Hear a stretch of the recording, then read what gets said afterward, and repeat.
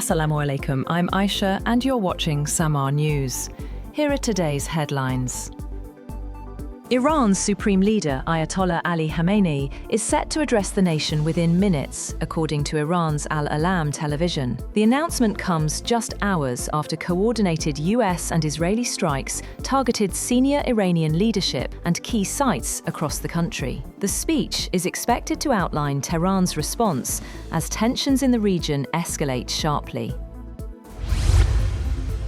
At least 40 people were killed after Israeli-US joint strikes hit multiple locations across Iran early Saturday, according to Iranian state media. Reports said a girls' elementary school in Minab, Hormozgan province, was struck, with casualties including students. Other school sites were also reported hit. Iranian sources told Reuters that several senior Revolutionary Guard commanders and political officials were killed, though identities have not been officially disclosed. Israeli officials said Supreme Leader Ayatollah Ali Khamenei and President Pezeshkian were targeted, but their status remains unclear. Iranian media reported that Foreign Minister Abbas Araqchi and Army Chief Major General Amir Hatami are safe. Israel declared a nationwide state of emergency.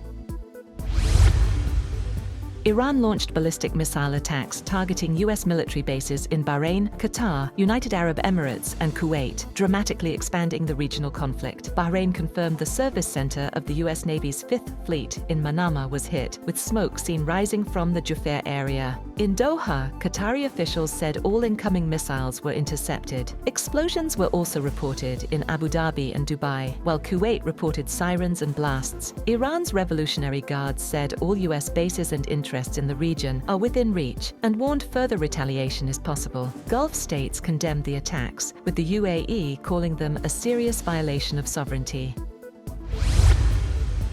Israeli Prime Minister Benjamin Netanyahu confirmed that Israel and the United States have launched a coordinated military operation against Iran, calling it a move to eliminate an existential threat. In a video statement, Netanyahu said the joint action was aimed at countering what he described as threats from Tehran. He praised US President Donald Trump for historic leadership in supporting the operation. Addressing the Iranian public directly, Netanyahu urged citizens to challenge their leadership.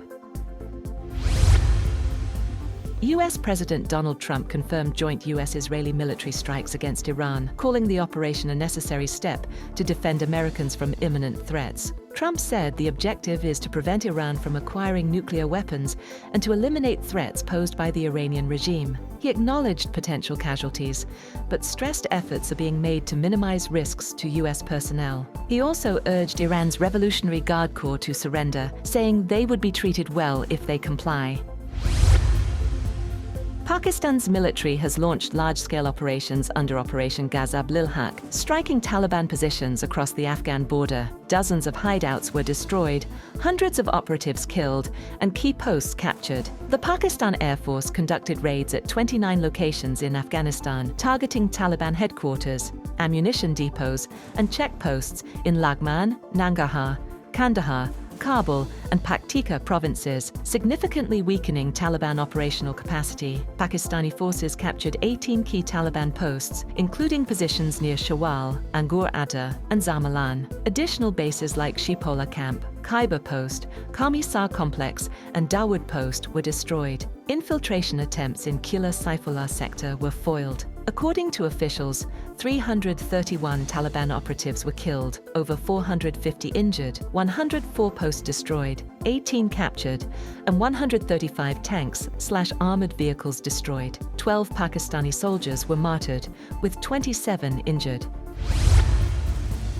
The United States has expressed support for Pakistan's efforts to defend its territory against Afghan Taliban attacks. Top US officials emphasized Pakistan's sovereign right to protect its citizens amid the ongoing border conflict. US State Department Undersecretary Alison Hooker tweeted that she had spoken with Pakistan Foreign Secretary Amina Balok, offering condolences for lives lost and affirming support for Pakistan's defensive actions. Spoke today with Pakistan Foreign Secretary Balok to express condolences for lives lost. We continue to monitor the situation closely and express support for Pakistan's right to defend itself against Taliban attacks, Hooker wrote. Earlier, US President Donald Trump praised Pakistan's handling of the tensions, saying the country is doing well with Afghanistan, and commending the leadership of Pakistan's Prime Minister and military chief, calling them two personalities that I really respect a lot.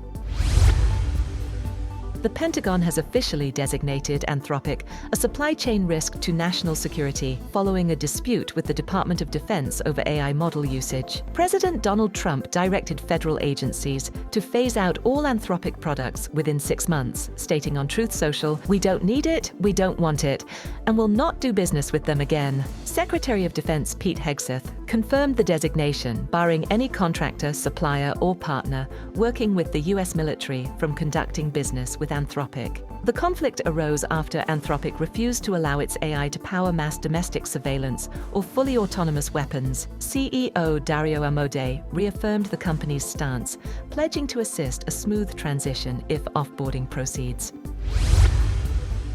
Former President Bill Clinton appeared before the House Oversight Committee in Westchester County, New York, to testify about his past ties to late financier Jeffrey Epstein. Clinton denied any wrongdoing, stating he saw nothing that gave me pause, and insisting he would never have flown on Epstein's plane or engaged with him if he had known about alleged sex trafficking of minors. "We are only here because he hid it from everyone so well for so long," he said. The testimony followed that of Hillary Clinton a day earlier. Both appeared after threats of congressional contempt. The committee, chaired by Representative James Comer, is investigating Epstein's links to the Clintons and possible connections to their charitable foundation. Democrats criticized the inquiry as partisan, arguing it targets Clinton to shield former President Donald Trump, who also appears in Epstein-related documents. Trump expressed disapproval of Clinton's deposition, saying, "I like Bill Clinton, and I don't like seeing him deposed."